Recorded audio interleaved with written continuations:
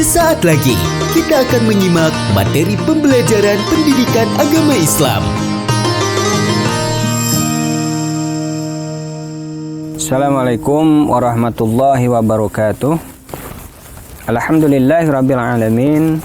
Salatu wassalamu ala asrafil anbiya wal mursalin sayyidina Muhammadin wa ala alihi washabihi ajma'in, amma ba'du. A'udzu billahi minasy syaithanir rajim. Wa anzalna ilaikal kitaba bil haqqi musaddiqan lima baina yadayhi minal kitabi wa muhaiminan 'alaihi fakum bainakum bima anzalallahu wa la tattabi' ahwa'akum amma ja'aka minal haqq. Al-ayah wallahu a'lam. Baiklah anak-anakku sekalian, alhamdulillah kita hari ini masih bisa diberikan kesehatan oleh Allah Subhanahu wa taala sehingga kita masih bisa melaksanakan salah satu kewajiban kita, yaitu belajar.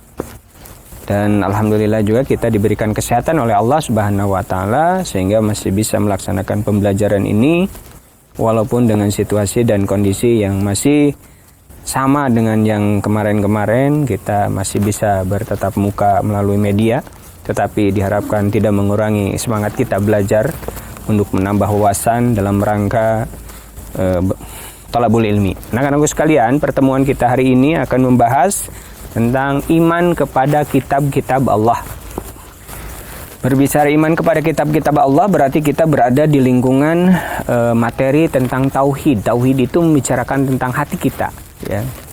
Salah satu hal yang paling pertama harus kita perbaiki, harus kita betulkan adalah berkaitan dengan tauhid, karena ketika tauhid kita menyimpang maka berbahaya, ya.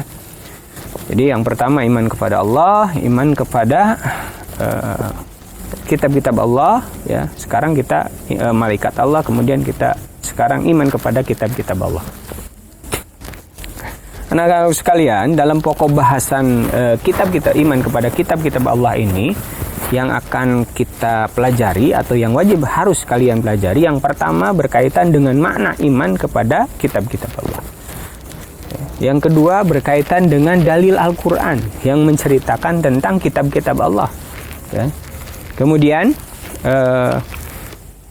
kalian juga nanti mengkaji, menganalisis apa saja sih kitab-kitab Allah yang di kitab-kitab Allah yang wajib kita ketahui beserta penerimanya, ya, karena kitab-kitab Allah itu diturunkan oleh Allah sebagai wahyu para rasul, ya.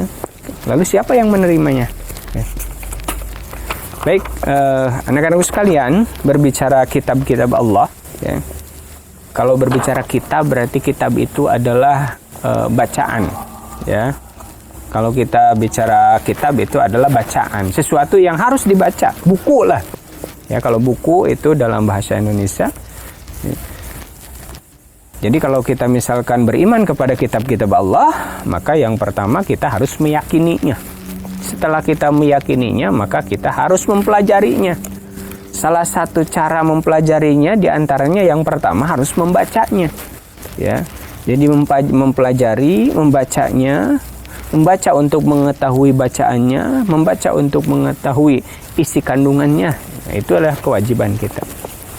Baik anak-anak sekalian, ya, berkaitan dengan kitab-kitab Allah yang wajib kita ketahui, ya. Yang pertama adalah kitab Taurat. Kata Taurat berasal dari bahasa Ibrani, ya. Torah, instruksi, ya. Kitab Taurat adalah salah satu kitab suci yang diwahyukan Allah Subhanahu wa taala kepada Nabi Musa, ya. Jadi kitab Taurat, ya, Taurat itu diberikan kepada Nabi Musa alaihi salam. A'udzubillahi minasyaitonirrajim. Bismillahirrahmanirrahim. Ya, wa ataina Musal kitaba wa ja'alnahu hudan li bani Israila alla tattakhidu min duni wakila. Dijelaskan di dalam Al-Qur'an surat Al-Isra ayat 2. Ya, surat ke-17 ayat 2. Itu berkaitan dengan kitab Taurat. Kemudian yang kedua kitab Jabur, ya. Kitab Jabur Bentuk jamaknya jubur berasal dari zabaro, yazburu, zabr, yang berarti menulis. Ya. Makna aslinya adalah kitab yang tertulis. Jadi jabur dalam bahasa Arab dikenal dengan sebutan mazmur, jamaknya mazmir. Dan dalam bahasa Ibrani disebut mizmar. Ya, ini adalah kitab Zabur. Ya. Ayat Al-Quran yang menjelaskan tentang kitab Zabur adalah Al-Quran surat An-Nisa ayat 163. Ya. A'udzu billahi minasyaitonir rajim. Bismillahirrahmanirrahim. Inna auhayna ilaika kama auhayna ila Nuh wa nabiyyina min ba'di. Ilah, ya, seterusnya. Berarti ya, kitab Zabur ini diturunkan kepada Nabi Daud alaihi salam. Sebagai besar yang rohani yang disandarkan oleh Nabi Daud alaihissalam dalam kitab Zabur terdiri atas 5 macam. Jadi kitab Zabur diturunkan kepada Nabi Daud. Lebih jelasnya nanti kalian silahkan pelajari. Ya. Kemudian yang ketiga, kitab Injil. Ya. Kitab Injil ini diwahyukan oleh Allah Subhanahu wa taala kepada Nabi Isa alaihissalam. Ya.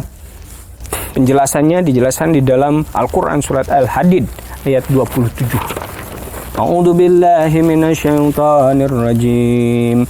Tsumma qafaina 'ala atharihim bi rusulina wa qafaina bi Isa ibn Maryam wa atainahu al-Injil. Ya. Kemudian yang keempat, kitab Al-Quran. Al-Quran diturunkan oleh Allah Subhanahu wa taala kepada Nabi Muhammad sallallahu alaihi wasallam. Kitab-kitab Al-Quran adalah kitab suci umat Islam. Sebetulnya kitab-kitab ini adalah pedoman hidup umat manusia. Khusus Al-Quran ini adalah kitab suci kita, kitab suci umat Islam. Apa kewajiban kita selaku umat Islam ketika kita mengaku beriman kepada kitab Al-Quran? Yang pertama, kita harus mengenal Al-Quran. Yang kedua, kita harus mengimaninya. Ya, satu, mengimani. Yang kedua, kita mengenal Al-Quran. Setelah kita untuk mengenal, perlu ada usaha untuk mengetahui apa saja yang ada di dalam Al-Quran tersebut. Ya, baiklah anak-anakku sekalian. Jadi itulah mukadimah dari materi iman kepada kitab-kitab Allah ini. Ya, selanjutnya silahkan oleh kalian kaji, pelajari, baca dari berbagai sumber yang berkaitan dengan iman kepada kitab-kitab Allah Subhanahu wa taala. Iman kepada kitab-kitab Allah Subhanahu wa taala. Kenapa iman kepada kitab-kitab Allah? Karena kitab-kitab ini adalah isinya adalah kalam Allah Subhanahu wa taala sebagai mukjizat, ya, yang diwahyukan kepada para nabi untuk disampaikan kepada umatnya, termasuk kepada kita semuanya. Demikian saja untuk pertemuan kali ini sebagai mukadimah dari saya. Silahkan oleh kalian dikaji lagi. Akhirul kalam, wallahu muwaffiq ila aqwamit thoriq. Wassalamualaikum warahmatullahi wabarakatuh. Terima kasih telah mengikuti pembelajaran hari ini. Semoga menjadi inspirasi untuk kehidupan kita.